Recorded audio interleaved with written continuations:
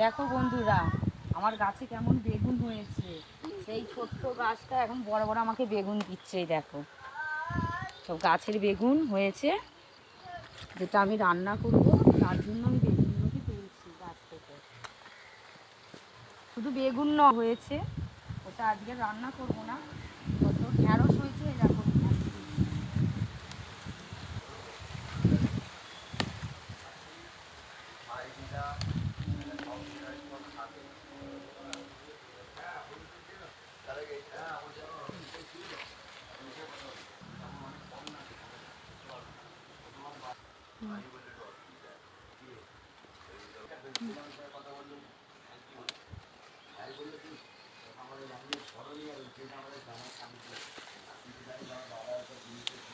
তো দেখো বন্ধুরা, কত ঢ্যাঁড়স হয়েছে।